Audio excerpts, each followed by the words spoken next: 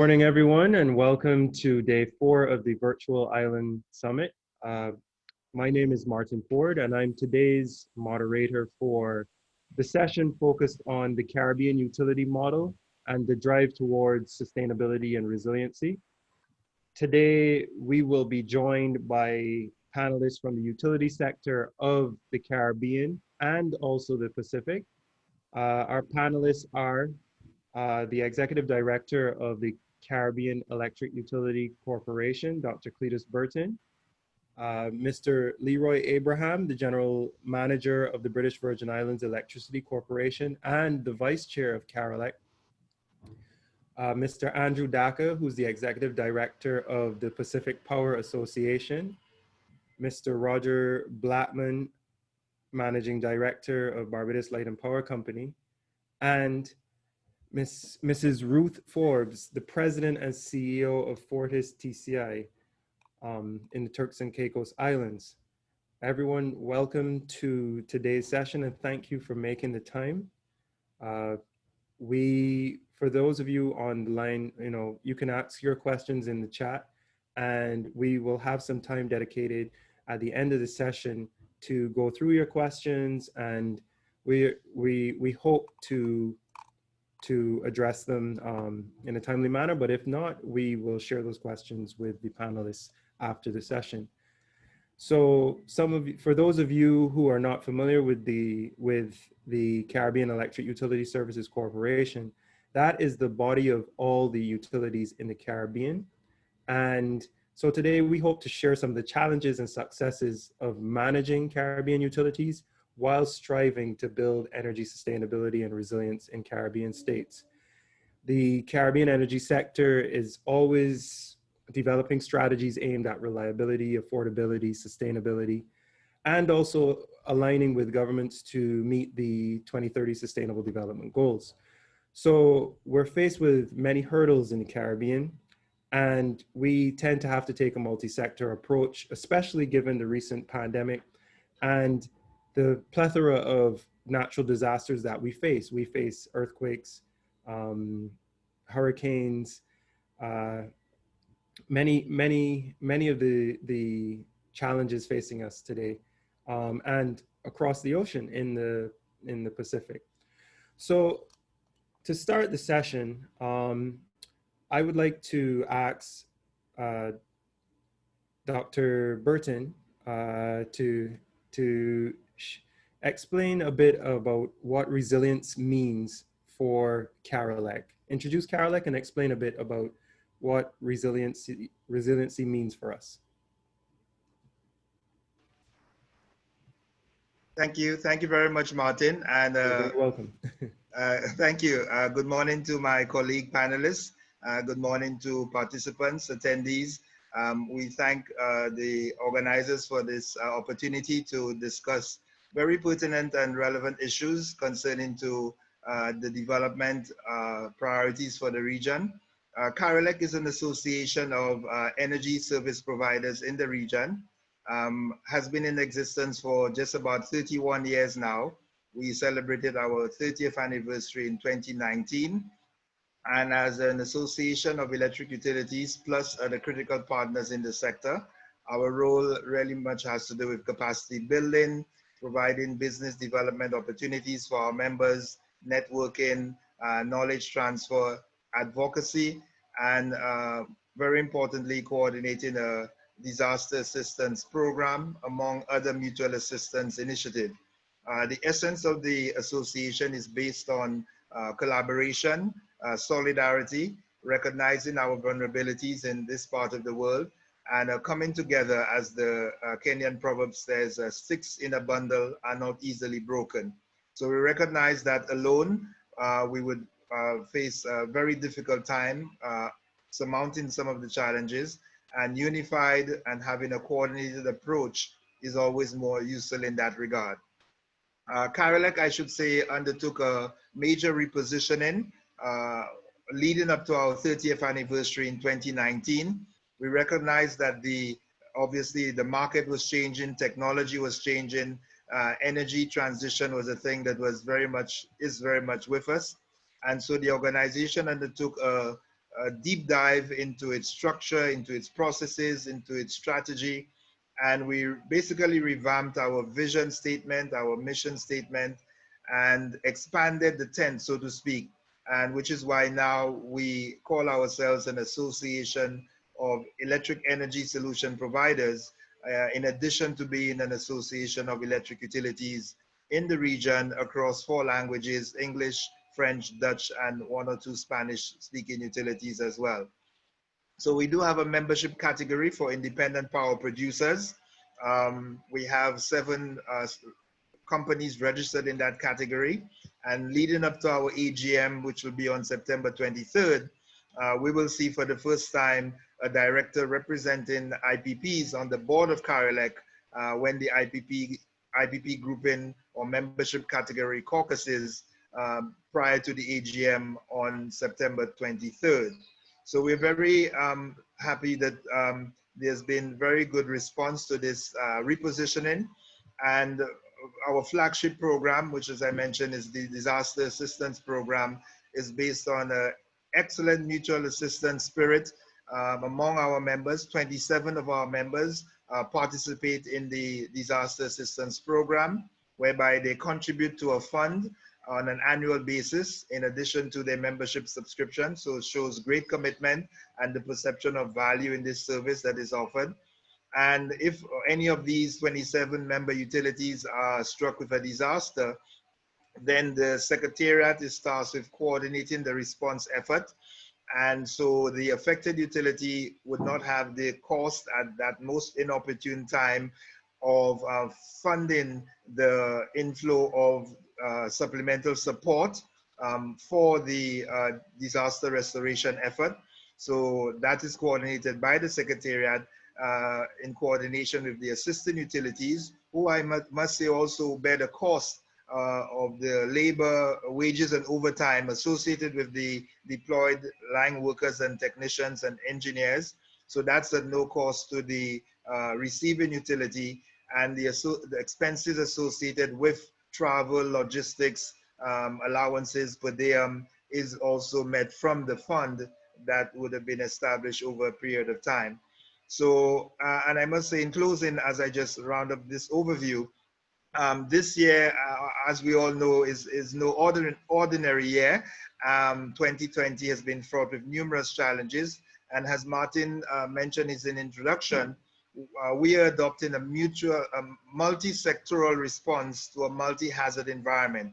And what that means is that CARELEC has been taking the lead in coordinating with industry partners, namely in telecoms, the CANTO, there's the Caribbean Association of National Telecoms Operators, with CAWASA, the Caribbean Association of Water and Sewage Utilities, and also with the Regional Emergency Disaster Response Agency, CDEMA, and the Public Health Agency, CARTHA, all in an effort to better coordinate our regional response mechanisms and protocols to the multi-hazard environment, namely, obviously, tropical cyclones and COVID-19.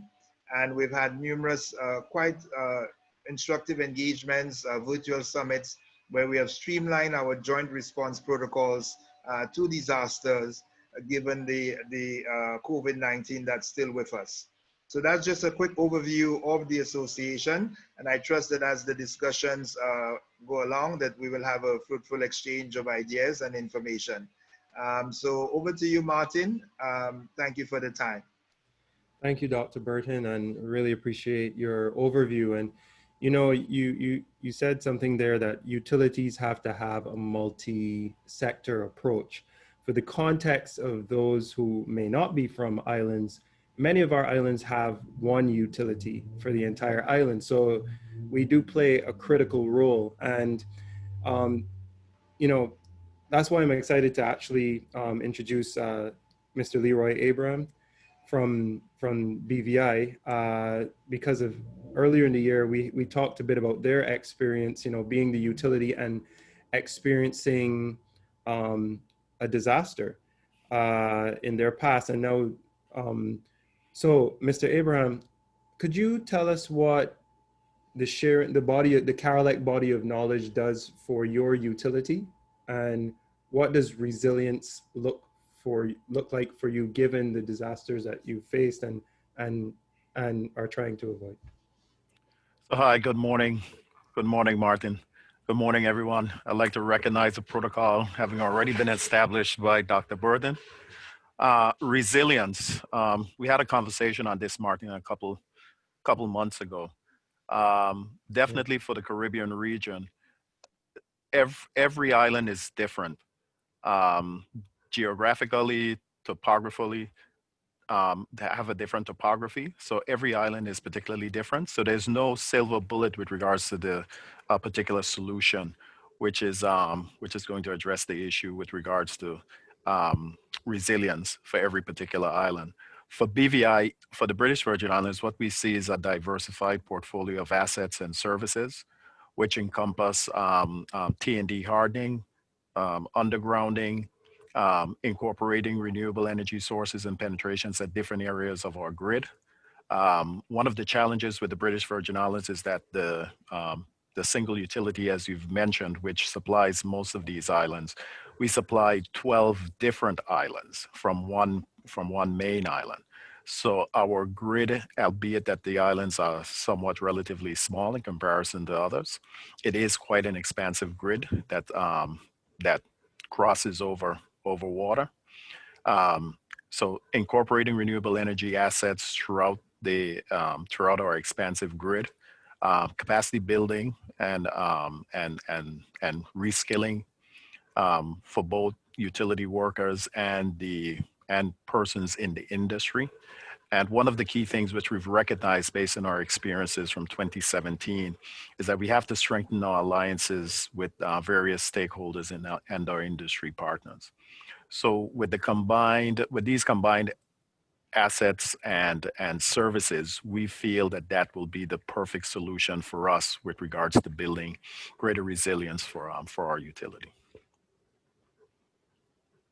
Well, I mean, you made a great point just now about the importance of partnerships. You know, we are facing a looming global recession because of COVID-19. So how has COVID-19 affected your role in operations in BVI? The current pandemic has definitely created, to some degree, I would say, and equally so, or even greater disruption to the electric utility business. Um, First of all, we've seen a significant reduction in terms of load demand due to the industries which have been significantly impacted as a result of this pandemic. Most of the Caribbean region, one of the primary means of revenue for most of these countries is tourism, and that industry has come to a grinding halt as a result of this pandemic. So we've seen a significant reduction in load demand due to the unemployment associated with those industries which have been severely impacted, hospitality, tourism. You have quite a number of individuals who are unemployed, but unfortunately still utilizing electricity, because electricity is the lifeblood of the economy, is an essential service, a necessity for life. Um, so that has now impacted the economics with regards to the business as well.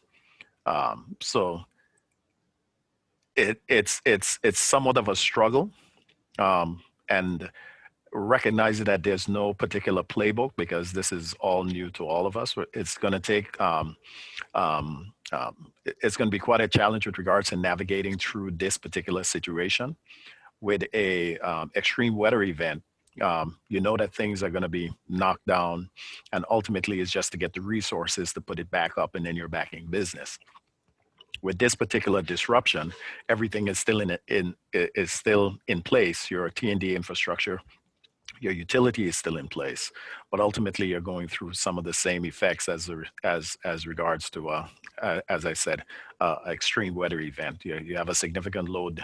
You have a significant reduction in load demand. You have customers who have, or unfortunately, are unable to pay their bills. So it's somewhat of a challenging situation to navigate through. And as we can see, COVID is something that will not be going away anytime soon.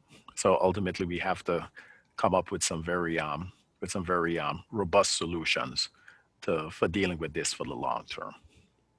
Yes, yes. I agree. I mean, I remember when we did our panel back in June, and one of the other panelists mentioned the way she framed it was that COVID is a long-lasting hurricane, right? Um, she was speaking from a banking perspective, but like it definitely, from what I understand, it has changed kind of not just utilities but everyone, and in terms of their approach to investments. With the theme of resilience, what role does renewable energy and green investments play um, for your utility at this point? It plays I would say, a dual role. The role of sustainability with regards to utilizing the indigenous or natural resources of the territory to provide energy. Um, it also provides that resilience, recognizing the extreme weather event that we suffered from in 2017, which unfortunately took power out for an extended period of time. It took us 6 months to restore the grid and restore all customers back to the grid, as the grid was significantly affected. Approximately 90% of the grid was wiped out from Hurricane Irma. So renewables does play its part in terms of that blended mix, as we're trying to achieve in the British Virgin Islands, of a well-diversified portfolio of generation assets with traditional power that's complemented by RE. So therefore, with regards to this single source of energy production, at the end of the day, you have a well-diversified portfolio such that you have assets. And as I said, we have quite an extensive electricity grid. So therefore, with having 11 islands also supplied from the one main island in the territory, having these RE assets spread over all these different jurisdictions provides the utility, provides BVIEC with a much better opportunity with regards to recover as quickly as possible from an extreme weather event, or even this current disruption, with regards to mitigating, because one of our primary concerns, believe it or not, in the very infancy of this pandemic, recognizing the closure of all the various international borders, were one of the very first calls we made was to our fuel supplier. Would you be able to deliver fuel to us? So it is a real, it is a real or possibly real situation whereby the energy that we get that's imported via fossil fuel, there might come a possibility that unfortunately there might be some disruption with regards to the availability of that product um, um, being delivered to our various jurisdictions. And with that, we need to be able to ensure that we have a sustainable energy supply utilizing natural resources that we have regionally. Well, I mean, just how you framed it there, for the audience that is not familiar with the electricity field, it's an issue of national security, no doubt. Having in the utility space, when I first started getting into the field, you would hear a lot about reliability, and now this is distinguishing, I guess, between reliability and resilience, and that reliability is a part of resilience, but there are other aspects as well. But thank you very much, Mr. Abraham. Right now, I would like to turn to Mrs. Ruth Forbes, who is the president and CEO of Fortis TCI, the Turks and Caicos Islands. Thank you for joining us, Ruth. Welcome. Thank you, Martin. So, you come from another jurisdiction with multiple islands. Could you share what resilience looks like for Fortis TCI? Good morning. Thank you again, Martin. You're very welcome. So, for us, resilience has been embedded throughout our operations at Fortis DCI. And we look at resilience from a system delivery as well as a reliability perspective. You know, our system being able to withstand external shocks, the hardening and the diversification of field and plant assets is also high on our list for resiliency. We do have operate multiple plants for independent power plants and serve another one of the islands through underground cable. So, you know, assets are very important there.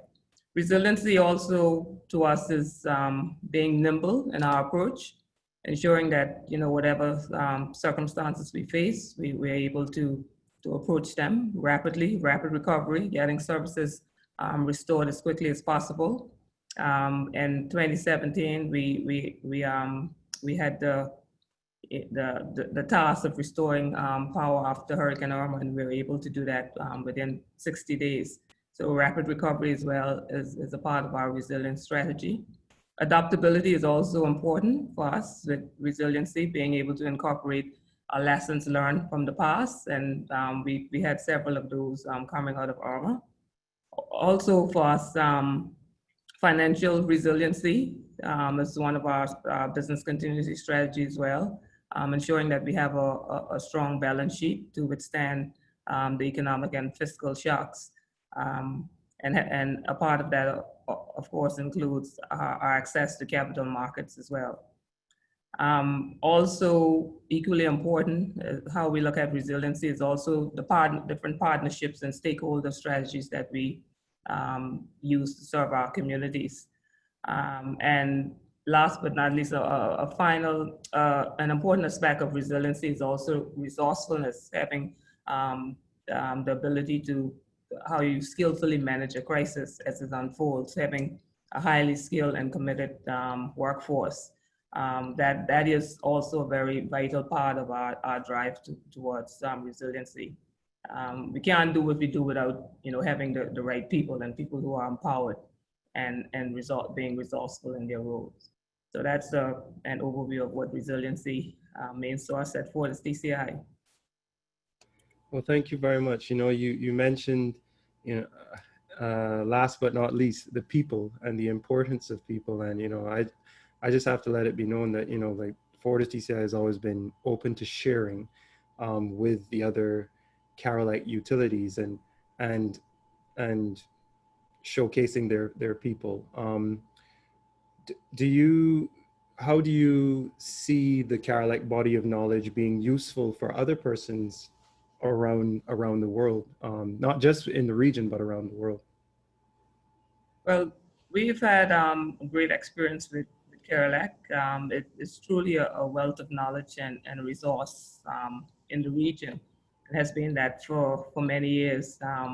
It's been very useful and stimulating conversations on how we can individually and collectively as Caribbean nations advance the energy sector, how we can diversify our portfolio and you know, get back at doing the things for our respective islands. So Carolac has been a strong source of support for our utility from the regional participation in the regional conferences, the international events, and Dr. Burton mentioned the overall strategy with COVID, and just having that body to rely on to provide support in times like these.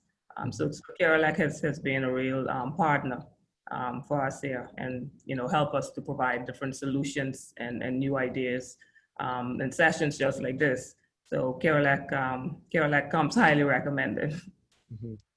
And what does build? I know we hear the term building back better. What does building back better really mean for your team at Fortis?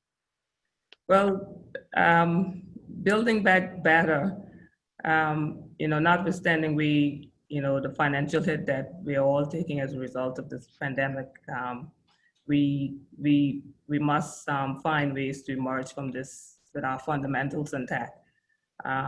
Having a sound financial footing, of course, in the short and the long term, taking care of our employees, ensuring that they remain the heart of the company, and also continue to provide our customers with the best possible solutions. This pandemic presented opportunities as well. Certain behaviors were learned during the pandemic. For us, we had to remotely serve all of our customers. That wasn't the case before the pandemic, remotely and virtually. So now all of our customers are being served externally. So there lies an opportunity. So building back better for us means also taking a keen look at the opportunities that is coming out of this pandemic, or any external, events that happens to the organization, and just really learning from the lessons learned. Mm-hmm. Well, thank you very much, Mrs. Forbes. Really appreciate you joining us and your perspective. And, you know, we talk about building back better. So I'm going to turn to Mr. Roger Blackman, who's Managing Director at the Barbados Light and Power now, to speak a bit about that aspect. Well, speak about resilience, but also the role of renewable energy in that building back process. Because for context, for those of you joining, I believe Barbados has a goal of 100% renewable energy by 2030. And, you know, there are different opinions on how realistic that can be. But nevertheless, there's a goal. And in this instance, the utilities on board to meet that goal as well, separate from the government, or in alignment, I should say, with the government. So Mr. Blackman, could you speak a bit about what resilience means for Barbados Light and Power, and the role of renewable energy and distributed energy resources in that plan to meet your goal? Sure, thank you, and good morning, Martin. Good morning to fellow panelists and all those who are logged on. All protocols haven't been observed. Maybe what I'll do, Martin, is just give a brief overview, start on the aspirations around renewables, and then end with the maybe comments around the contribution to resilience. Here on the island, we are a vertically integrated utility, as Martin indicated, is quite common on the islands in the Caribbean. The Barbados grid is just under 1,000 gigawatt hours with a peak demand of about 170 megawatts. We currently have about 50 megawatts of solar installed, 10 megawatts owned by the utility, and 40 megawatts that are customer owned. So we're on the way, I guess you could say, and solar is playing the major role in terms of the transition at the moment. And it accounts for about 8% of the energy and about 25% of our peak demand on a sunny day. The remaining 92%, of course, it remains from conventional sources, fossil fuel sources, gas turbines, diesel engines. As Martin had indicated, we play, the utility clearly has an integral role to play in the transition, both as a generator as well as a purchaser of renewable energy, an operator of the grid, of course. And we have, been committed to the transition for quite some time. As Martin indicated, we are in alignment with government. And there are lots of debates and discussions about the path to get there, but we are on that road to transitioning to a carbon neutral economy over the next decade. The things that we've been doing already over the last few years, we would have installed utility scale solar. We've installed a few years ago utility scale storage. We introduced a feed-in tariff program about 10 years ago. That accounts for the 40 megawatts that I mentioned already. It's about 2,500 or just over 2,500 customers that are tied into the grid at the moment and supplying PV power. We've been an early EV adopter. We have quite a large EV fleet, starting about 7 years ago with the first one that we brought in. We use biodiesel in our trucks. So we started that again maybe about 7 or 8 years ago. We've been investing heavily in grid modernization. So starting with smart meters is a sort of foundation investment. And by the end of this year, we'd have complete advanced metering infrastructure and conversion to smart meters. The government recently published an energy policy with a very ambitious target, 100% renewables by 2030. And it is made up. You can find that policy incidentally online. You can Google it, Barbados National Energy Policy. And there's also an implementation plan that goes along with it, looking at the first 5 years. Essentially, it is dominated by solar and to a lesser extent, some wind. In the order of 600 megawatts of solar and wind, about a small amount of biomass and waste energy providing firm renewables, and about 200 megawatts of battery storage.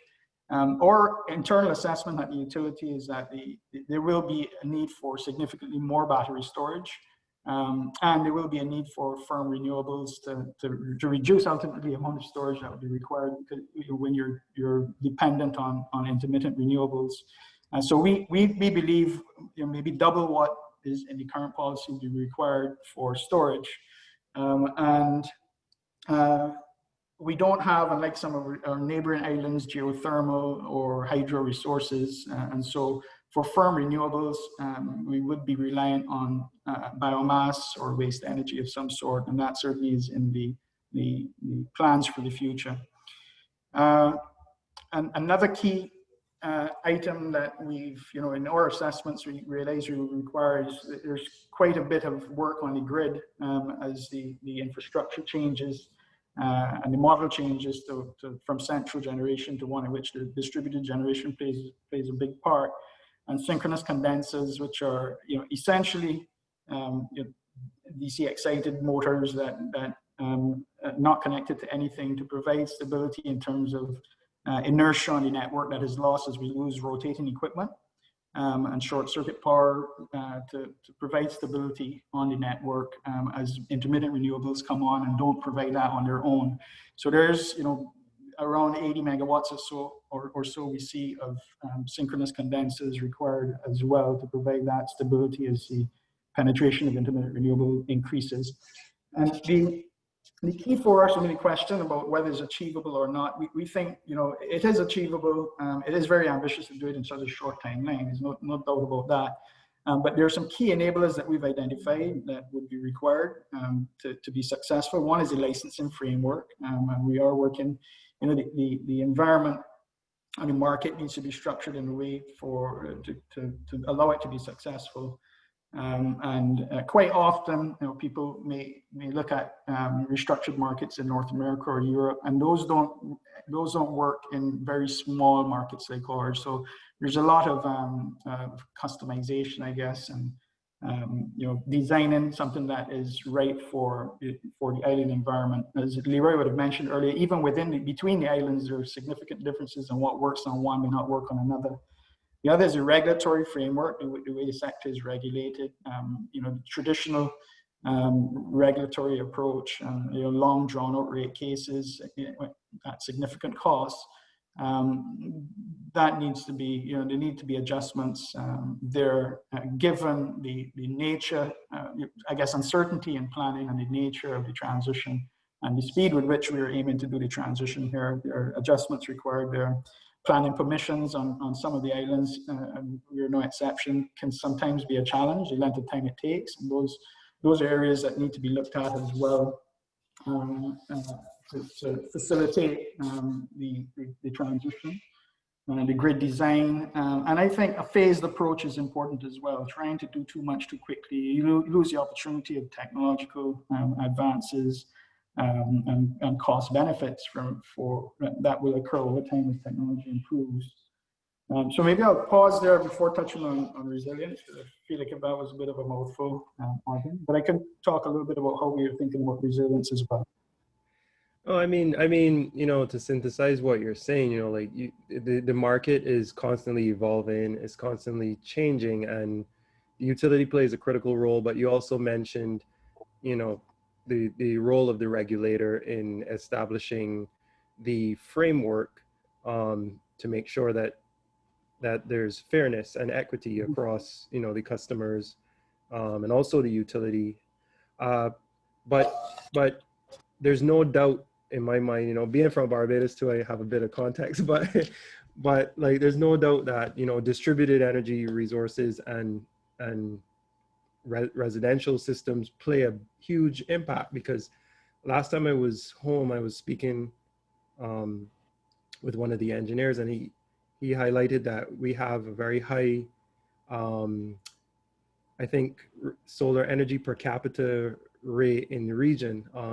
And a lot of that, you know, for context for the audience, that came from back in 2009, I think it was, when Barbados Land Power had a renewable energy rider to test these systems, which is breaking with the narrative that you might see, that the utility is anti-renewables. And now you're seeing, it's just a beautiful thing for me to see the shift to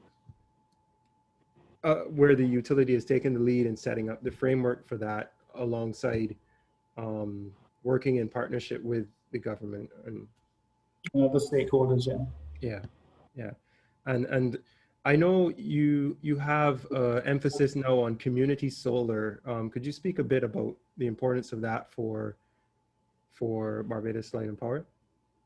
Well, this distributed solar, distributed solar and centralized solar facilities will sort of complement each other going forward. Like I mentioned, the lion's share of the solar that's installed now is distributed and customer owned. Community models are being developed. There's a new cooperative society that's been recently set up on the island that is charged with one of its objectives is to, I guess, facilitate investment by the average Barbadian in the growth of the renewable sector. And so those, you know, community models are springing up as a result of those types of initiatives. Distributed energy, of course, you know, having that mix of distributed and centralized renewables does provide some resilience benefit. I know we haven't spoken about things like microgrids and so on, but having some of your generation resources spread on the network does provide, if designed appropriately, does provide some level of resilience as well for the grid. Well, thank you very much, Roger. I'm going to turn to Mr. Andrew Daka, who's the Executive Director of the Pacific Power Association.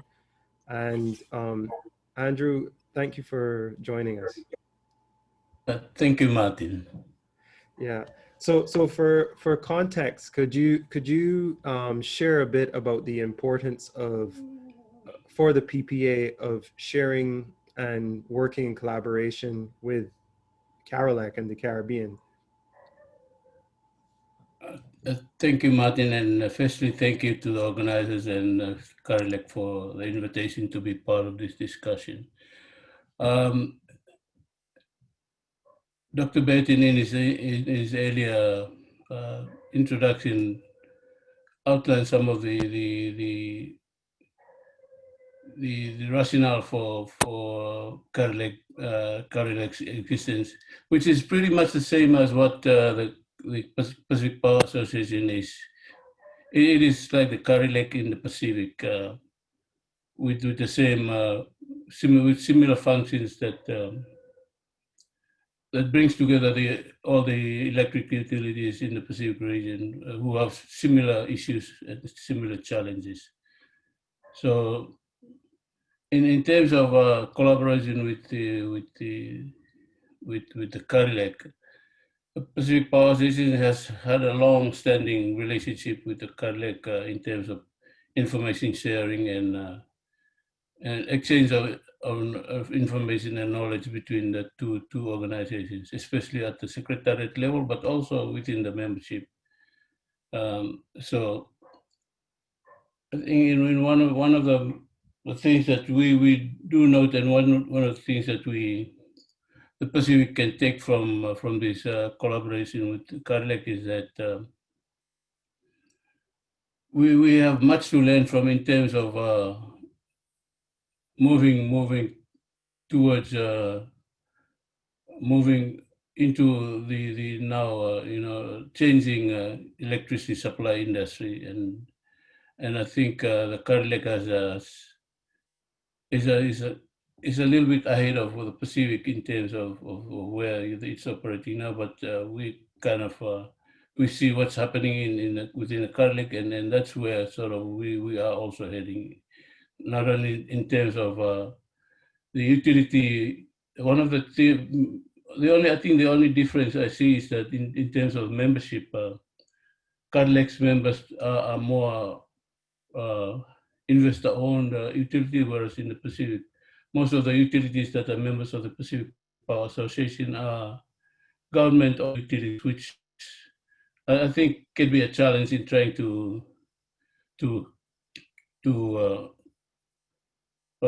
progress towards a viable utility. So I think that's where we can learn a lot from the Carlick in terms of utility model, what works and what will not work. But noting that Roger had mentioned that I mean one utility model might not work for everyone, but at least we know what's working in certain islands, but maybe customize it so that it suits your different situation. And also in regards to work in the utility, there is a recognized need within the Pacific that there is probably a need to look at different utility models for the Pacific, because if we want to achieve a lot of the national development contribution determined by the government, we need to relook at our utility models so that it can be able to work with the government and also private sector to achieve the targets that have been set by the national government. Well, Vinica, Andrew, thank you for sharing that context. This has been a big year for the Caribbean, and I'm sure it's the same for the Pacific, but how has COVID-19 impacted your membership and the way that you're planning to approach the electricity sector to adapt? In terms of impact, I think it varies from country to country, depending on what whether the main business areas lie.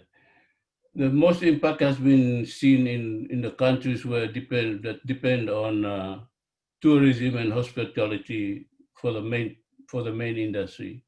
These are islands like Cook Islands, Fiji, Samoa, but those that have little industry in terms of tourism and hospitality, there is very little impact at all in those countries. I think the only other impact on the utilities is in terms of work that's had to be held up because of the travel restrictions within the islands. So in general, the impact varies from island to island and country to country. Well, thank you very much, Andrew.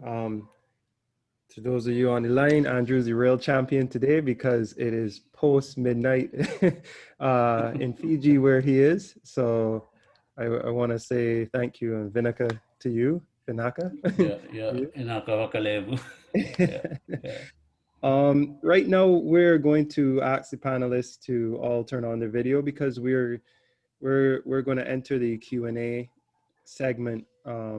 We have a lot of questions coming in, and we want to make sure that we can address some of them. So we had a lot of questions with regards to the role of renewable energy and distributed. I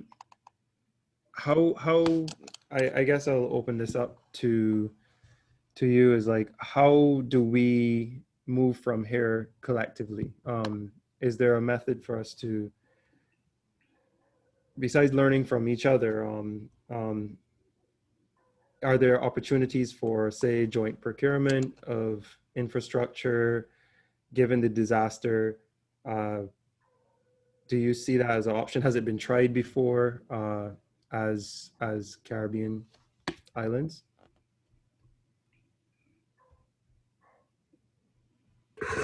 Martin, let me take a first stab at that. Um, Certainly what we're exploring, recognizing the events of 2017, which not only created a large amount of destruction to the T&D infrastructure, it also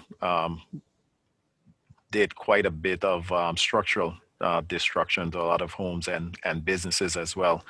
So in addition to the current pandemic that the BVI is going through, we're also simultaneously going through our recovery from that event of 3 years ago.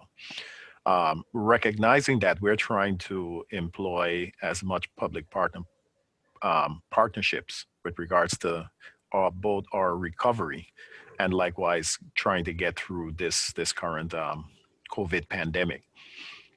In some instances, we're working with various local stakeholders with regards to that partnership. In other instances, we're relying on industry partners that we have to gain access to various grant funds for the sake of promoting and progressing our strategic objectives with regards to the integration of renewables as part of our strategic plans going forward for the sake of sustainability, energy security, and resilience.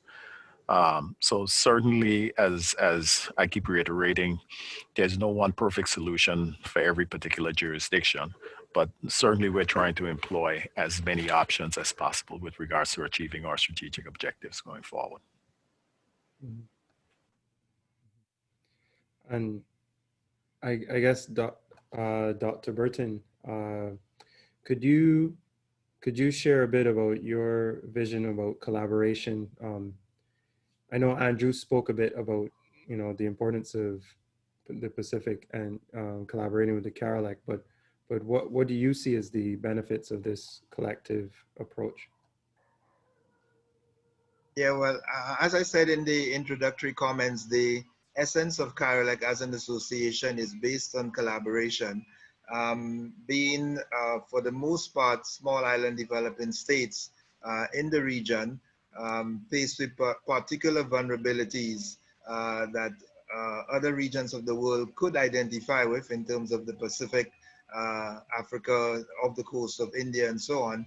Obviously, the SIDS related development issues are not unique to the Caribbean, and I'm sure collaboration would be very foundational for many of those islands, working collectively, collaboratively, building synergies, economies of scale, knowledge transfer and expertise, learning from each other, not repeating mistakes made. So all of these are very essential in terms of accelerating our development and what many say are the prospects for leapfrogging, using technological advances. And again, as I mentioned earlier, having a broad approach to that collaboration, being cross-sectoral. And also another aspect that we have been focusing on, and I see it at play in companies such as Fortis TCI, is a multi-layered approach where emphasis is placed at the individual employee level just as much as the organizational level, also paying attention to the community, because resilience is really a multifaceted, multi-layered concept. And so, for example, one can't expect the utility alone to carry the champion call for resilience if we don't have, for example, building codes being adhered to in the construction sector. And we don't have employees who themselves take precautionary measures to build their own resilience and capacity to withstand disasters and hazards of many kinds. So a multi-layered approach is also something that we need to do collaboratively across the sector and between other sectors. Thanks. Dr. Burton, thank you. And it just made me make a connection to what Leroy was saying about facing the challenges. Also what you're saying about the people and the process. And also yesterday's panel that I think Jean-Michel Parle was talking about, the integrated resource resiliency planning. So for those online, there's the planning phase, there's the process, but also what Leroy mentioned about battling and building back. and Roger, you mentioned it's all about phases. So sometimes we separate disaster recovery from investment, and now we're seeing the synergy of doing it at the same time in a phased way. And we had some questions come in. So what, like, in terms of that infrastructure, so what role does undergrounding of utility lines and distribution networks and play, other resilience measures as you still make the investments, but in a phased approach? What role does that play in your planning, given what you've seen the last few years? Hey, Martin, maybe I could take a stab at that one. And just before answering that directly on the earlier question, and the issue of phased approaches, one common practice would be integrated resource planning, where the utilities engage with stakeholders and look at a number of factors and criteria in coming up with a plan for expansion, as well as energy efficiency and demand response and things of that sort. Stakeholder consultation being a key part of that. And so that in recent times, that IRP is evolving in many jurisdictions to introduce a new R of resilience. That's what we're talking about today. So there are RRPs currently being done in order. The government here is currently doing one, and that's in progress at the moment. And that's looking, traditionally utilities would look at reliability, loss of load probability, or reserve margins of some sort, or contingency planning N-2. But the resilience now is playing a key role in that process. And that's looking at the black sky type, the one-off events and the ability to bounce back, the ability to take a punch type of thing, as opposed to the traditional reliability focus. So that's how planning has evolved and what we're seeing happening. On the subject of undergrounding, that's one part of many measures that utilities have been taking to improve their resilience. And again, there's a cost-benefit analysis that goes along with that. So there's undergrounding and there's indooring. Putting some of your infrastructure underground does carry a significant cost. However, when there are major events, weather events, you are protected by with having those resources underground. But again, the point of being island specific or the geography being important, because some territories the damage they get is from flooding. And if you have your infrastructure underground, you may be susceptible to things like storm surge and so on. In a way that overhead infrastructure might not be. So every weather event isn't the same, every territory isn't the same, and so the measures that are taken will vary depending on the specific circumstances. Earthquakes are more of a risk in some places than they are in others, and again, that would have a different impact on underground infrastructures as well. Just sharing some of the things that we have done. We have basically undergrounded most of our transmission network on the island here. The distribution remains largely overhead, except in some new developments where developers pay to put it underground as part of enhancing property values and so on. We have more or less endured all of our substations, with the exception of one still to be done, and that's scheduled in the next couple of years. So that looks after the backbone of the network, and from a cost-benefit analysis, we saw that as appropriate. Doing it for all distribution becomes cost prohibitive just because of the amount of distribution that's there and how we perceive the risk. So that's the approach that we've taken here in Barbados in relation to undergrounding, and added indooring as well in substation infrastructure. Just to touch on a couple other things from a resilience standpoint, construction standards, Dr. Burden mentioned, codes and so on for building, which are going to be very critical, being a multifaceted approach, not just the electricity sector. But within the electricity sector as well, the sort of construction standards we use, whether they're building binding wire, tree wire, spacer cable, which reduce the amount of effort required after an event to restore the system. Vegetation management becomes extremely critical and important as well. And looking at non-traditional materials for poles, for example, some places, again, a cost-benefit analysis normally goes along with it, but you're using composite materials, concrete rather than wood. And again, it will be dependent on the location and the risk as perceived by the various planners in the territories.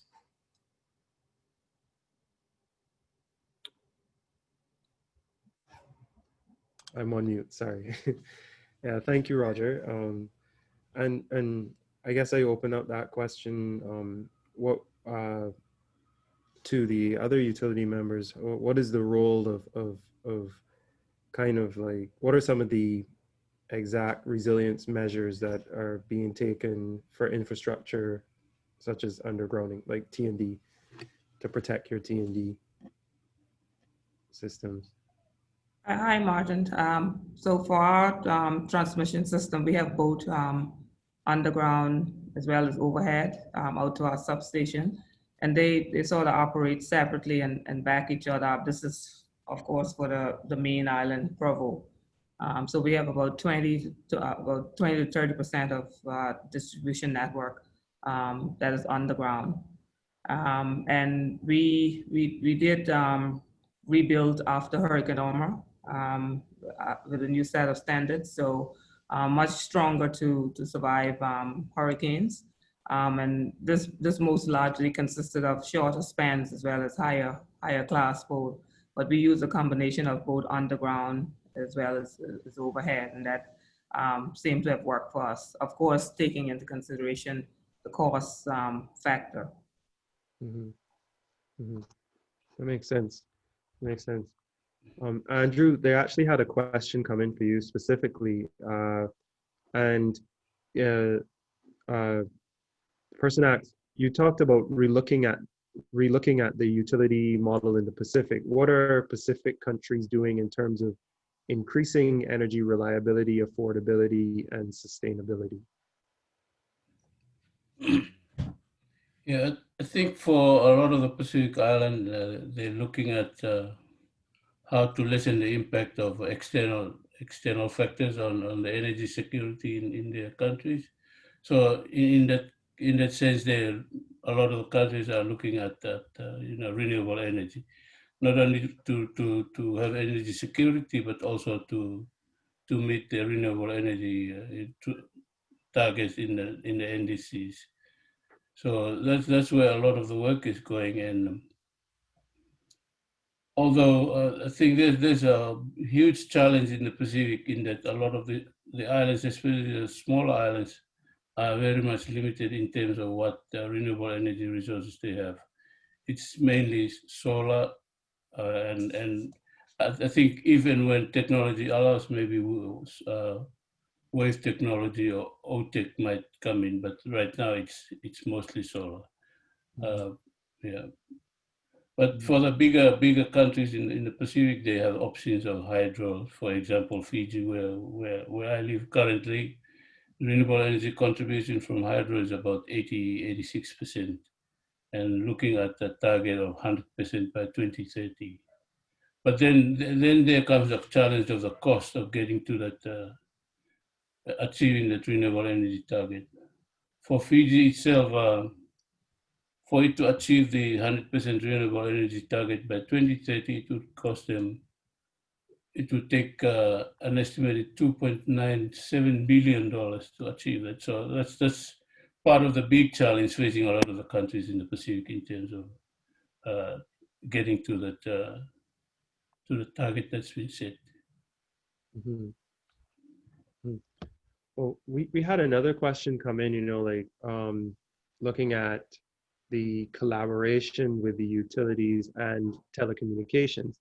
Now, Dr. Burton, you mentioned Canto earlier in your introduction and collaborating when it comes to disaster recoveries, but to the panelists, how are you planning for, or how do you collaborate with the ICT service providers to make sure that as there's grid modernization and Internet of Things, etc. Do you see greater synergies with those other public utilities in the future or as we move forward?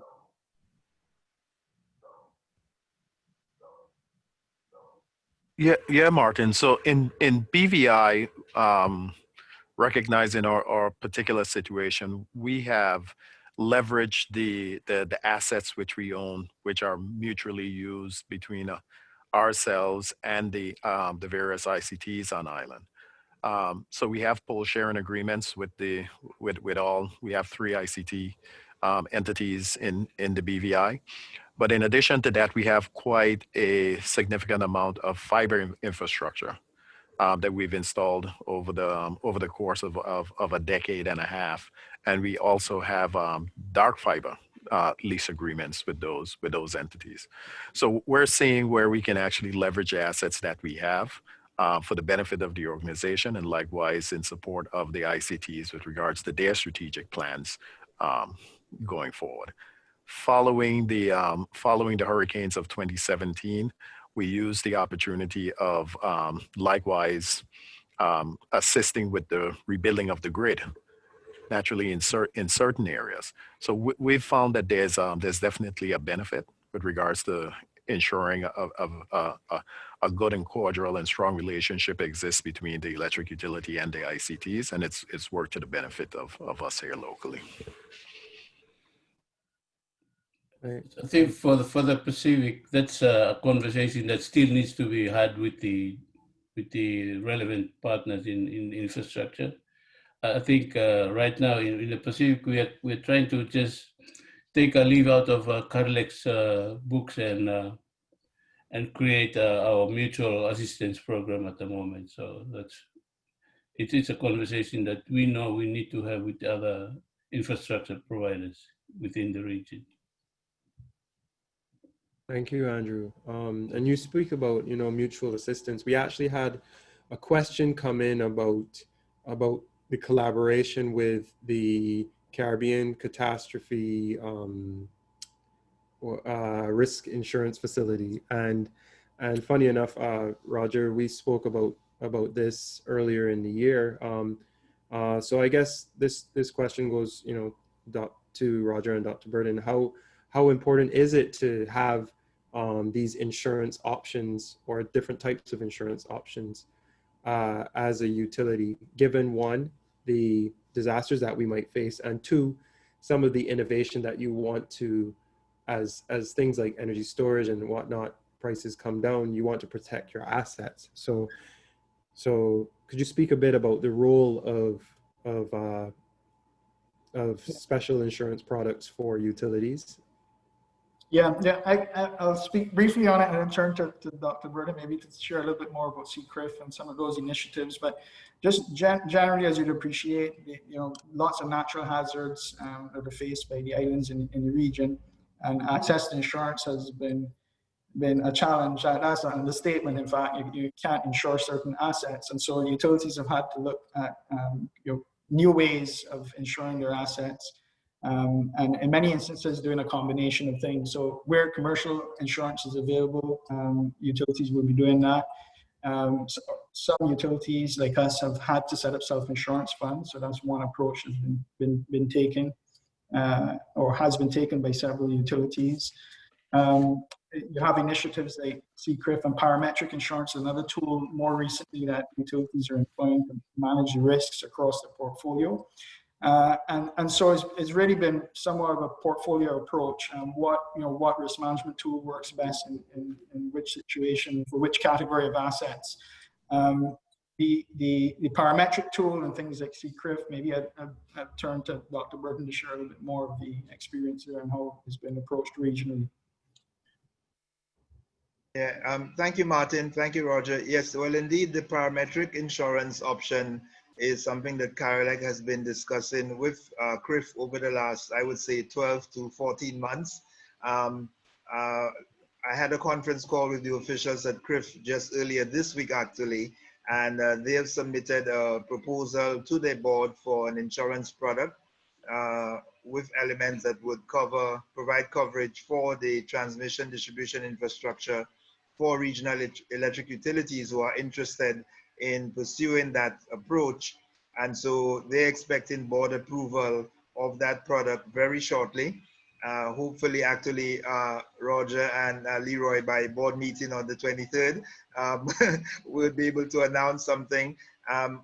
Also on that front, and since it's just between us 6 on this call, the CRIF board has also allocated some millions of US dollars towards capitalizing that product. So that will be announced formally shortly. So we have been making slow but steady progress towards that option.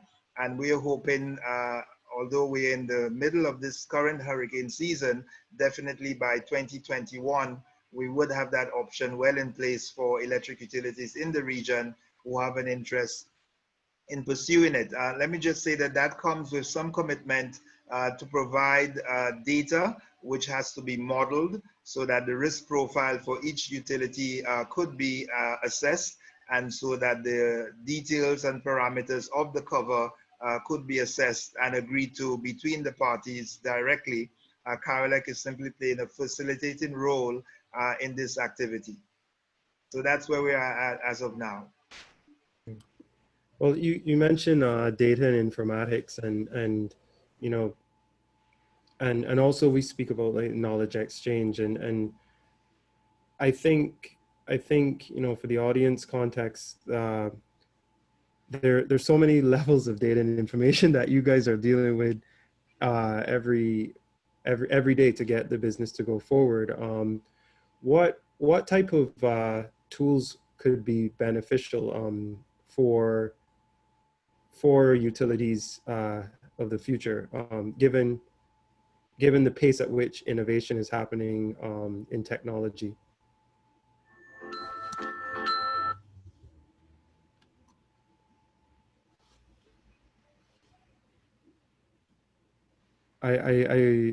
Sorry, I should reframe that. Like what like how much does the role of new software and technology play in helping with the data informatics? How has it evolved for you, and how can it assist with resiliency planning?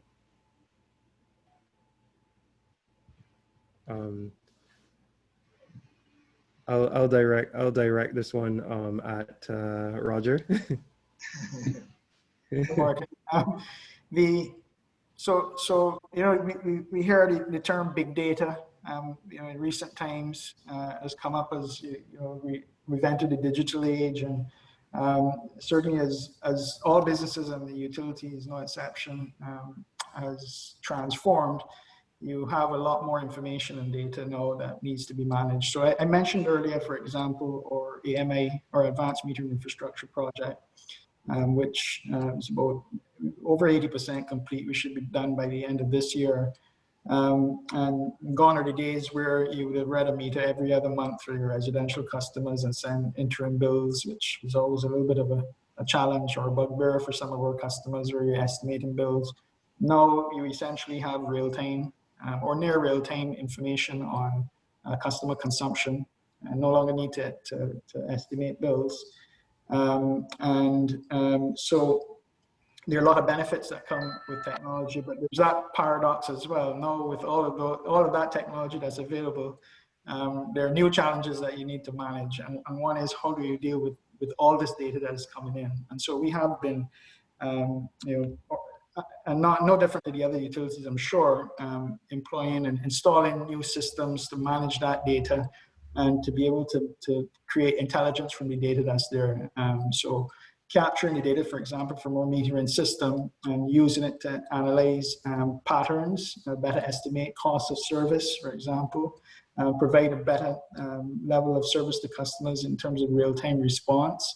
The ability to have outage management systems, so you can use the information from the meters now and the real-time communication that exists, to no longer have to rely on customers calling in to report an outage, because, you know, as that infrastructure grows and that network grows, you can see in real time when those events occur, and you can provide customers with that information in real time via your portals online and so on. So there are a lot of benefits that have been derived from, you know, the digitalization of systems, but a lot of challenges have come with it. And the way certainly we have approached it is, installing and commissioning new systems that allow us to manage that big data in an efficient way.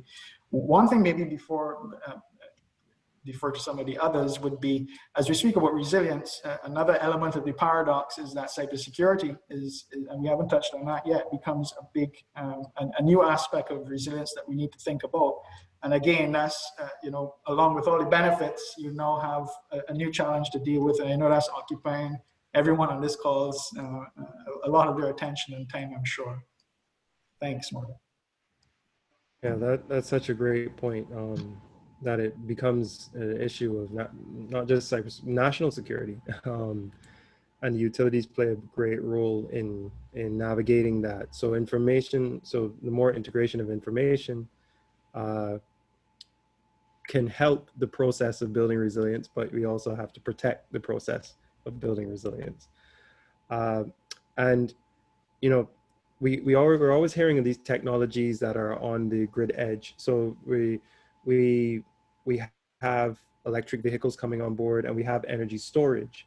What role do you see our utilities playing, or what role do you see these technologies playing or affecting your approach to resilience? I know we've taken quite a lead on tackling all aspects just by the nature of being islands. So what role do you see energy storage and preparing for electric mobility? Yeah, I could maybe start the ball rolling on this one. We have quite a large number, in our context, the island context, of electric vehicles on the island, somewhere in the order of maybe 450, 500. And the government has brought in, I think it's 18 electric buses as well. So we're foraying to electric public transportation has started over the last month here. And so the electrification and the infrastructure, that's something that as a utility, we all need to pay and are paying keen attention to. Because while we all welcome the growth that brings and the new kilowatt hour sales that come with electrification, again, the paradox is it comes with some challenges, and you need to keep, as that sector grows and you start to get significant penetration of EVs, the way those vehicles are charged and when they're charged become a critical concern for the utility, because if not managed carefully, you could end up with poor load factors, very peaky and lots of valleys in your demand, which is not efficient from a cost standpoint. And so I think a lot of the utilities have been thinking about that, looking at things like smart chargers, integrating that on the communication infrastructure that supports the meters now, so that you can have visibility and sight of the charging and some influence on it as well. Time of use rates become important, because as far as possible, you want to encourage the charging at times where it is most cost effective for everyone on the network. And it becomes a resource as well for the grid in terms of managing overloads, for example. It's an interruptible load that doesn't create a lot of inconvenience. And so demand response opportunities through using that storage that is in the EVs, all networked and aggregated. And vehicle to grid, for example, is something that's being looked at. And so, as you talked about or asked about storage, clearly the vehicles are storage on wheels, and there's a role to play there in how you integrate that. And then storage generally in the home as part of microgrid establishment and management similarly need to be looked at carefully. So just adding to what Roger stated. Battery energy storage systems certainly will play a significant role in the future to the future utility. Most of us, if we haven't already have battery energy storage systems installed at the various utilities, are in the infancy of exploring that. For BVI EC, we just recently, 2 months ago, awarded a contract. We have one island which isn't connected to the parent grid, and we just awarded a contract to a company to install a 2.2 megawatt RE and battery energy and BESS system on this one particular island. We're also in the infancy of looking at opportunities on the parent grid where we can introduce battery storage as well to assist and support the renewables that we anticipate we're going to add to the grid. So the utility of the future, definitely BESS systems will be playing a very key and critical role going forward with regards to the future utility, in my personal opinion. I think sorry, go ahead. Hi, Martin. Just for said, we see the electrification of transportation as another area of opportunity for us as well. We have a pilot program on the go to essentially build the ecosystem around the electrification industry. And we've also looking at this from a partnership standpoint. We've partnered with the local car rental companies as well as the hotels to assist with the uptake and electric vehicle fleet. So also, from a partnership standpoint and a collaborative standpoint, we're looking at this as well. We also have a pilot project, not as advanced as some of the other utilities, but we are also looking at solar plus battery initiatives. And that's also in our pipeline. Yeah, Martin, yeah. I think in the Pacific, we see EV electric vehicles as an opportunity to increase our storage capacity for the island grids, and also in doing so, to increase the level of penetration of renewable energy, especially where a lot of the island systems have to curtail the output because the system cannot absorb it. But we note that there needs to be some work done in terms of the policies for electric vehicles, and that's something that most of the island governments have to put in place first before we can really work on a program to expand the current or to increase the current number of electric vehicles on the island. Some of the utilities have started doing it, but on a very small scale, considering the cost of the vehicles themselves, the after sales service of the vehicles, that can be quite difficult in the islands. Most of them might not have the expertise to service the vehicles. And so that needs to be in place first, I think, and we look at this as an opportunity for private sector participation in this particular space in the Pacific.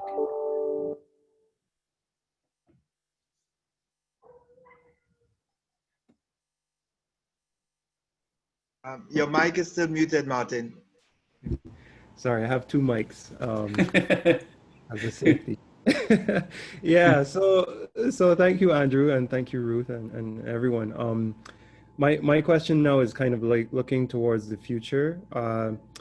Because we've talked about the importance of partnerships, but there's also the importance of partnerships with educational institutions. Because as we face this new innovation, we want to see more women and men getting involved in the electricity space. And how do you foresee the utilities' role in kind of guiding that research and development space, or collaborating and impacting a greater awareness so that we have the capacity in place regionally? And I'll open this up I'll start with Dr. Burden and then go around. Right. Thank you, Martin. That's a really great question. I mean, our prospects for the future really lies in our capacity to innovate, to conduct relevant research and adapt technologies that are relevant to the region in our context. And so one of the more exciting things that we are happy to be collaborating with is with the CARICOM initiative under the TAPSEC project called RUN, which is a Regional Universities Network.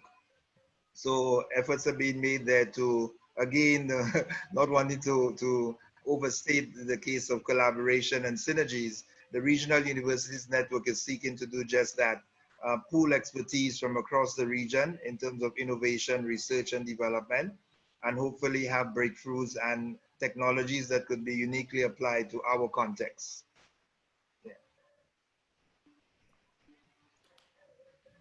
And for any of the other utilities, do you collaborate a lot with to usher in more women and men into this space? So yes, Martin, and very excellent question.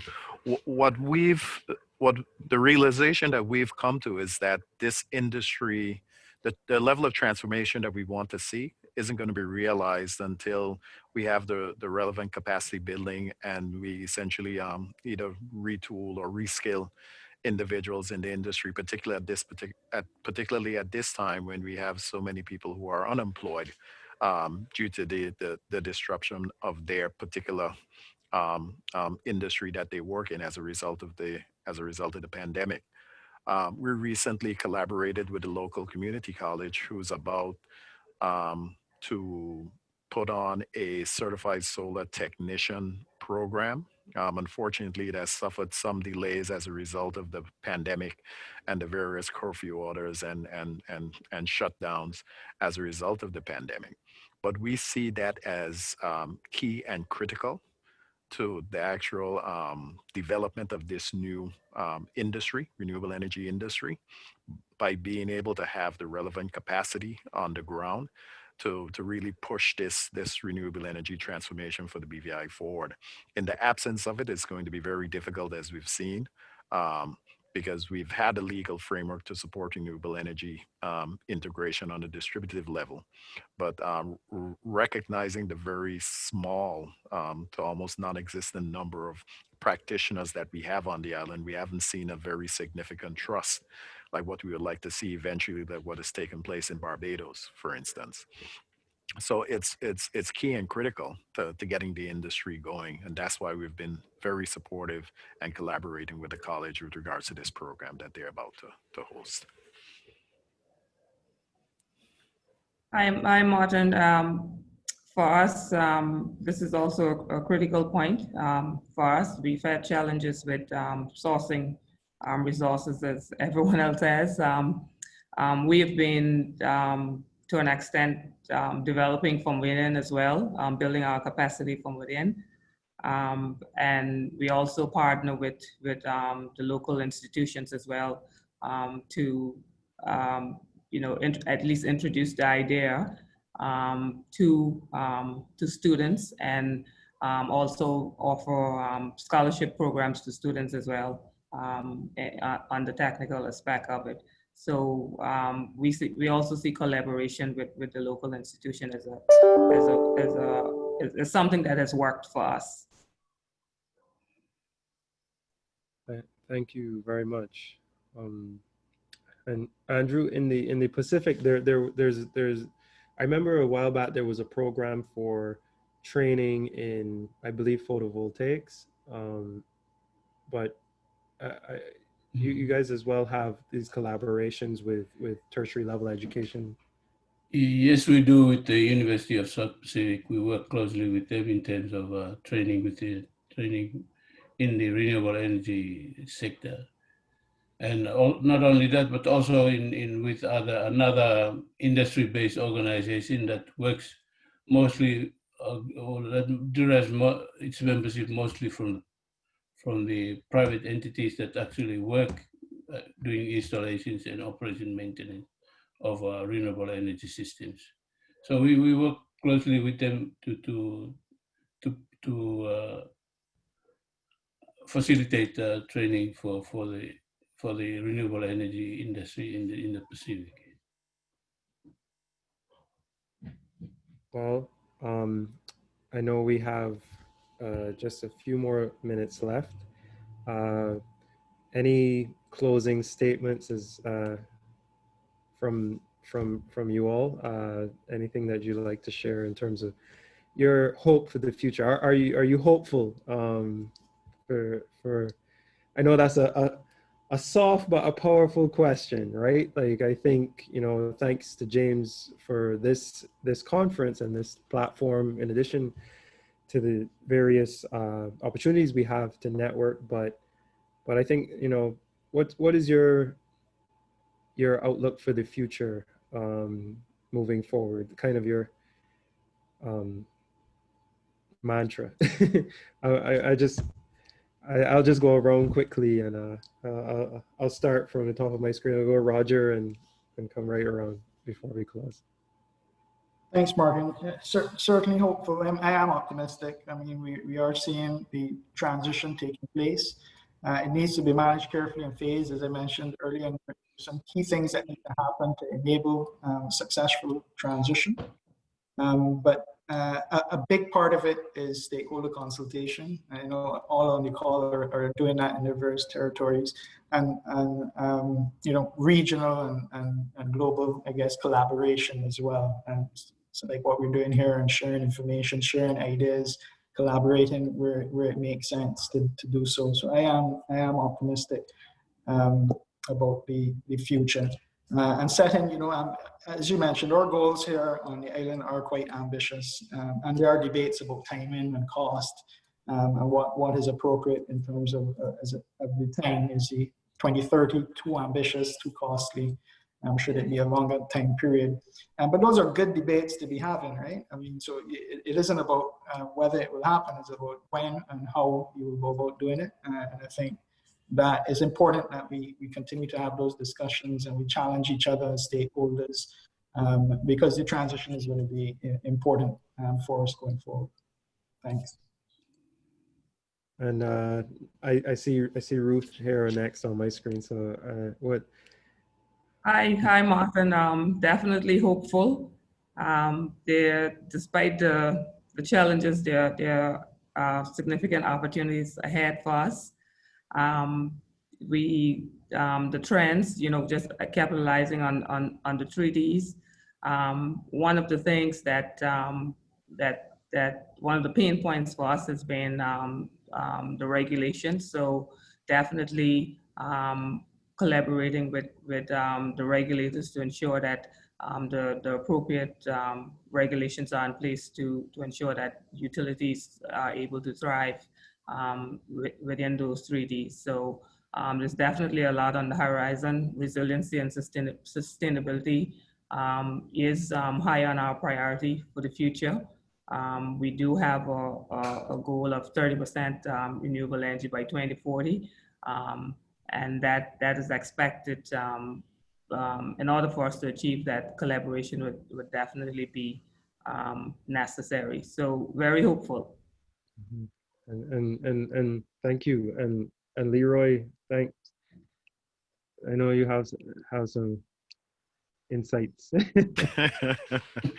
So Martin, no pun intended. I'm going to speak for the entire region and say the future is very bright for the entire Caribbean region. Albeit, as Ruth indicated, the circumstances that we're all grappling with at this particular time, I think it gives us the opportunity to look very positively to essentially reset. It's a period of reset for all of us, to look at the opportunities which can be gained from this particular situation. All of us are in various stages with regards to our individual transformations, incorporating more renewables. All of us have various targets for BVI. The government administration has indicated they want us to be at least 30% by 2030. We feel very confident that we would be able to achieve that based on all the various initiatives that we currently have in the pipeline. And I think it's an exciting time for the region, as we see, as I say, just not one jurisdiction, but the majority of the entire Caribbean going through this transformation. Some of us are a lot more advanced than others. But certainly we can use the best practices and lessons learned of the ones who went before us to essentially assist and support the ones who are trailing. So as I say, I'm very optimistic and feel very happy with regards to what I'm seeing regional.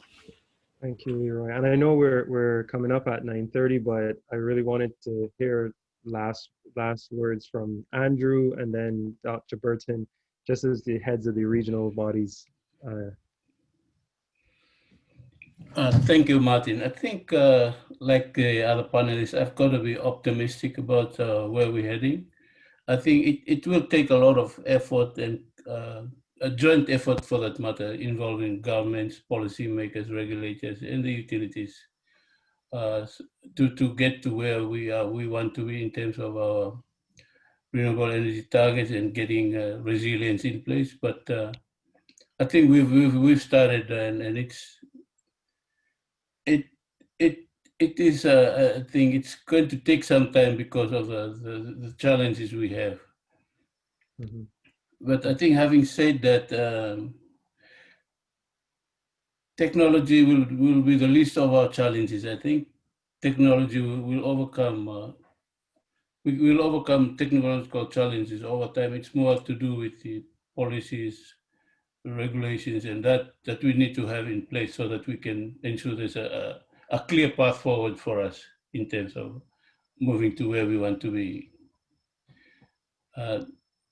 Thank you very much. Vinaka, thank you. Yeah. And Dr. Burton, I'll leave it to you to just share some last words on behalf of Carolec. Well, yeah, just a few thoughts that just to say that Carolec as a regional association is really nothing without its membership. And I cannot help but share the optimism of this panel, especially as it comprises some of the forerunners in the association. So let me take this opportunity to thank them for the support. Barbados Light and Power, Fortis TCI, BVIEC, Roger, Ruth, and Leroy. Thank you for your support and that of your utility. And we really look forward to deepening the collaboration within the association. And as we said, continually collaborating across sectors and using an evidence-based approach to formulate policy and reform and transition in the sector. I think we can be really optimistic about the future. Thanks. Well, panelists, you guys stay safe. Thank you for waking up early and staying up late. And James, thank you for inviting myself and our group here to be a part of this conference. Okay, thank you. All the best. Thank you, everyone. Thank Have a you. wonderful day. Thank you, everyone. Yeah, Please bye. stay safe. All the best. Yeah, yeah. Okay, bye.